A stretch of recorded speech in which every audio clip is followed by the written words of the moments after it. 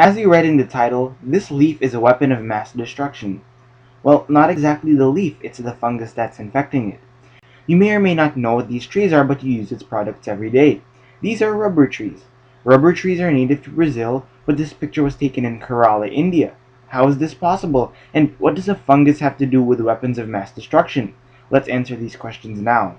The year is 1526, and anti-slavery supporters in the Spanish church have brought Native Americans from Mexico to demonstrate Indian talents and skills, and one of the people in the crowd is Andrea Navaguero, the Venetian ambassador to Spain. One of the demonstrations involved an Aztec sport called Ulamalitzi. Two teams had to get a ball through two hoops at the opposite end of a field using nothing but their hips, chest, and thighs, all without letting the ball touch the ground. The game is rather impressive and it requires a lot of skill and strength, but what impressed Navaguero the most was the ball, called an uli. It was heavy, but it was elastic and bounced when it hit the ground, and no European had ever seen anything like this. European balls were made of leather, wool, and feathers. This was something else, and this something was rubber.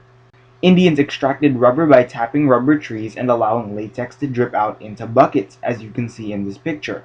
Latex was boiled, used to make actual rubber, which was used to make pipes, dishes, and most of all, waterproof clothes. From the very beginning, scientists knew that rubber was valuable and in the 1740s began experimenting with the versatile material. Rubber is elastic, so it could be stretched unlike metal, and unlike cloth, it was waterproof. It's no wonder then why galoshes became so popular when they were invented in the 1820s. In 1825, the US imported 500 pairs from Brazil, and by 1835 this number became 400,000. Waterproof shoes were a hit.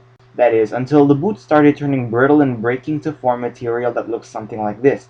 This was the collapse of the rubber industry, and the public was outraged. The invention, it turned out, was too good to be true. What was the problem, and why don't our rubber boots do this today? The answer comes with broke businessman Charles Goodyear.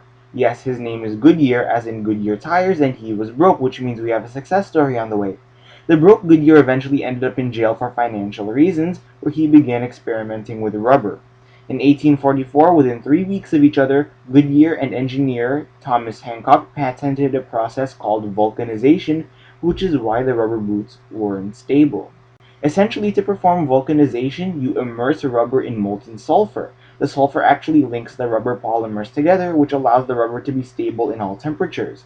The funny thing was, nobody at the time knew why vulcanization worked, only that it did the job. But with vulcanization, demand for rubber grew, and it was all centered around a tiny city called Belém at the very mouth of the Amazon River in Brazil. The outflow of the Amazon is so powerful that it was faster to sail from Belém to Portugal than to Rio de Janeiro.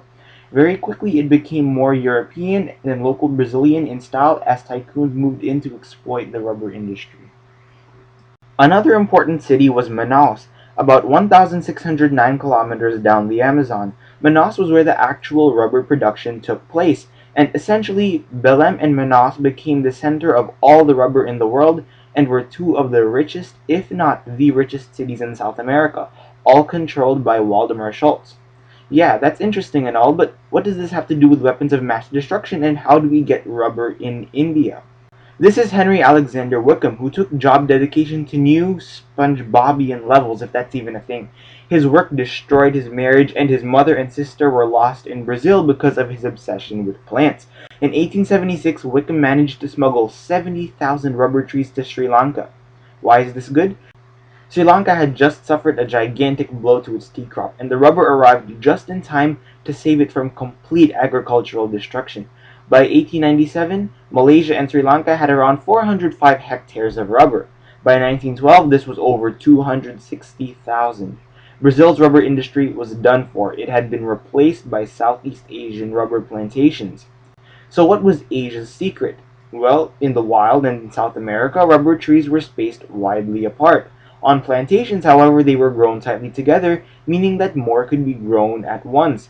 Believe it or not, this is also the downfall of Asian rubber, and that's where our weapon of mass destruction comes in. Rubber is needed for heavy-duty products such as tires, hoses, gaskets, O-rings, and other things.